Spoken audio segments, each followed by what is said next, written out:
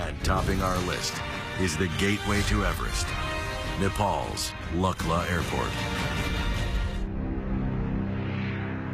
Number 1 is Nepal's Lukla Airport.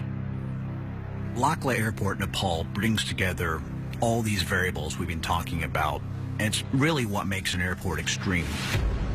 You have the altitude, mountains, wind shear, turbulence, a short runway, constantly changing weather. It is one of the most extreme airports in the world.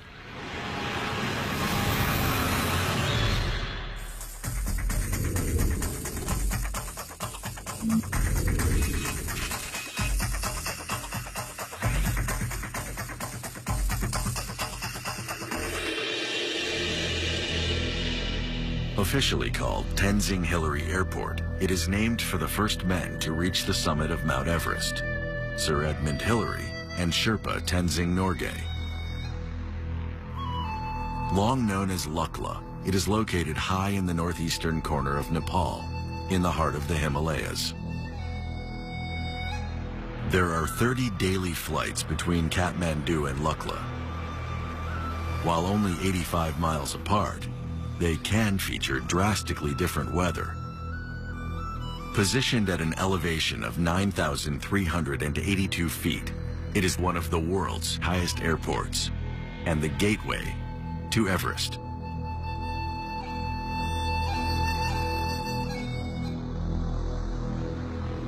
The short 1,600-foot runway features a 2,000-foot drop into the valley below.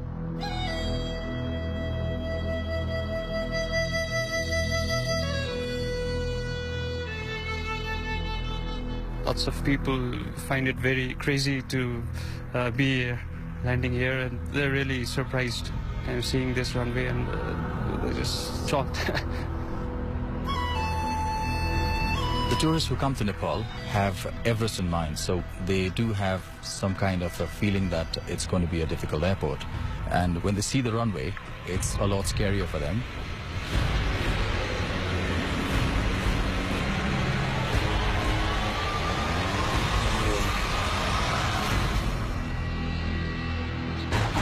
It was the most terrifying experience of my entire life. When I saw that bit of tarmac, I honestly thought I was going to die. My first experience was seeing the mountains, and after I'd seen the mountains was trying to work out where the hell we were going to land. Because all you see are mountains and ridges and valleys. You don't see any flat land. And then when I realised that we weren't even landing on a ridge, my heart stopped.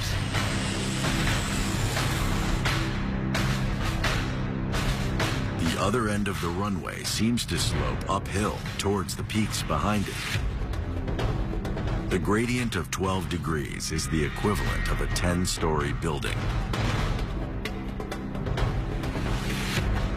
You see the runway when you come in. You can't quite believe that you're going to land on it. It just doesn't look long enough. It just doesn't seem right, does it? That No. you're landing on a runway that's uphill. It just doesn't seem right. You can't prepare for it. You really can't. You can read about it, but you can never appreciate how scary it is until you actually fly in. The fact that this runway moves uphill actually helps the aircraft stop. When you come to Lukla, there's a dead end. If you don't check the aircraft at the last touchdown point, your nose will hit. You cannot overshoot. There's no go around. That's crazy. Okay, ignition on. GG rising. Because of these intricacies, the airport is always treated with extreme precision and caution.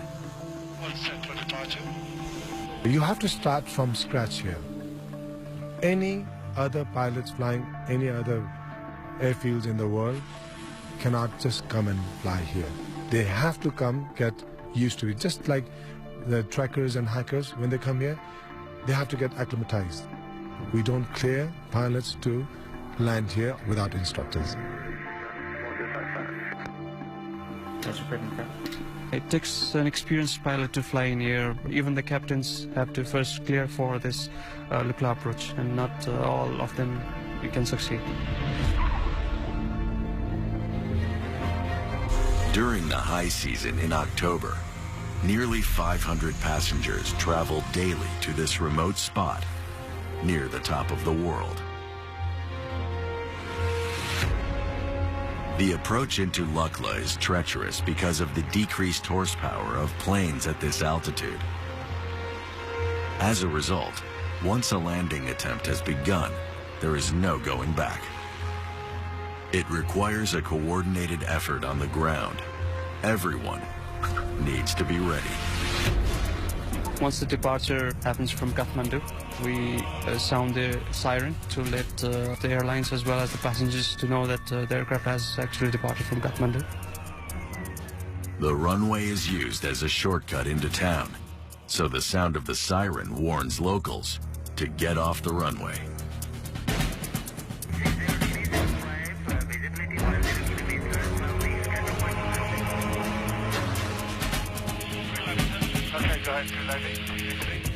When you initiate an approach from 9,300 onward, that's a point of no return. You cannot overshoot. You cannot fly out of it.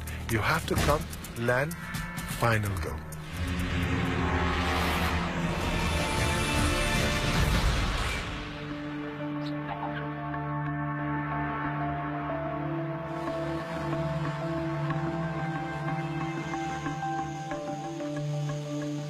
The airport is named for Sir Edmund Hillary and Sherpa Tenzing Norgay, not just because of their epic feat, but because Hillary was instrumental in building the airport. While he saw it as a way to get mountaineers to Everest Base Camp more quickly, he also did it to help the locals. It was Sir Edmund Hillary with his vision who felt that it was something that he wanted to give back to this society that he loved so much. He wanted to build schools, but to get in textbooks for the schools, he had to fly them in. So he wanted a place where an airplane could fly textbooks to schools. He acquired the land in papers from the Sherpa people out here to build the airport. The airport just used to be rocks and shrubs with small trees. During the day, the Sherpas used to break the stones, cut the shrubs, and during the night, he used to get about 100 Sherpas to walk the airfield up and down to flatten the airfield. And he used to provide all the 100 people with local Sherpa beer. They used to drink that and they used to walk the night up and down to flatten the airfield.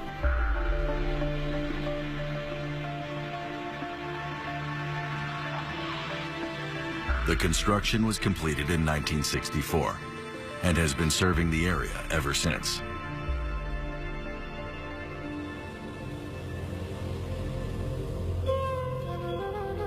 Lukla does not have roads at all. You don't see any vehicles of any kind. The only machine that you find in Lukla are the airplanes that fly in.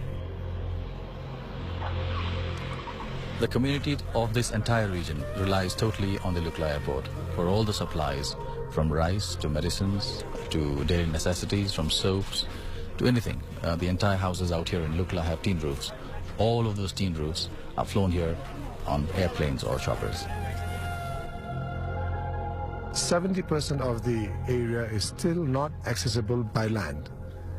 So there's no way out unless there's an aircraft or helicopter landing into that area. See, most of the people don't even know what a car looks like. But ask them about aircraft, they'll tell you, because that's what they have grown up with. While Lukla has seen some modernization, like the paving of the runway in 2001, it remains treacherous. Due to the altitude, the weather is always a challenge to overcome. The weather is totally unpredictable. Usually in the morning, the weather seems to be clear, and that's when most of the planes take off and land. So most of the flights are done during the morning hours. During the morning, it's usually clear, and the wind are not so strong. And during the afternoon, slowly this cloud starts to build up, and by the evening it's usually cloudy. So most of the flights happen early in the morning. When the weather is clear, it's turbulent. When the weather is not clear, it's cloudy. And it's difficult to come and approach here.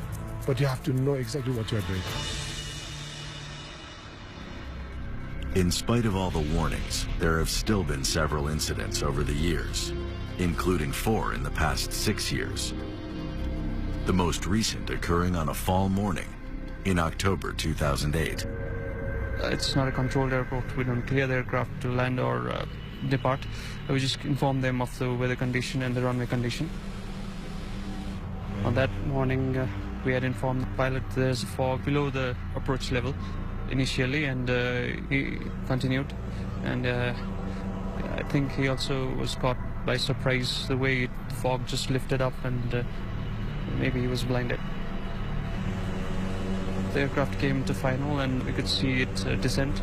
Just suddenly the fog just lifted up, and we just expected it to come out of it, but it didn't. Just went too low.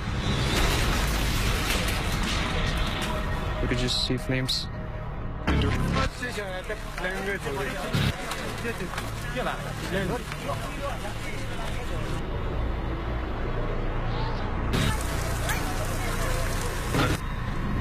There were 19 people on board. 18 of them died.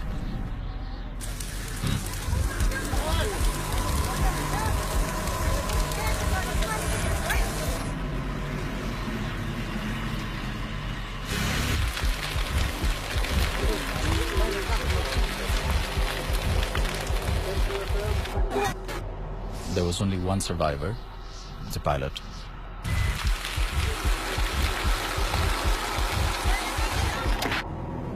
And he was yelling with pain.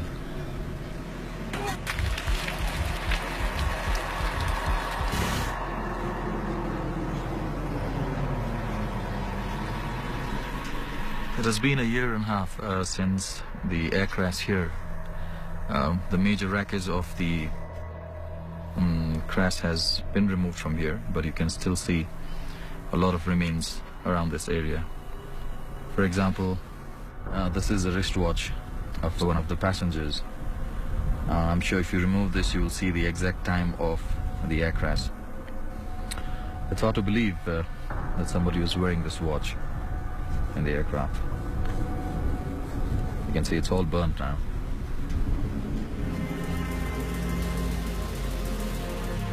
The actual cause of the crash is still undetermined, but its consequence, 18 fatalities, remains a constant reminder of the perils of Lukla.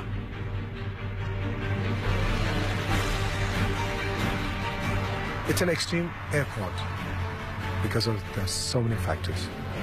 Weather, clouds, rain, icing conditions, snow, wind factor plays a big role.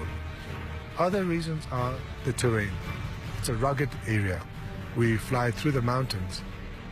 The other one is the upslope. You have to be accurate. We combine all these together, put them in a cup, drink that as a potion, and come and land with all that in our mind.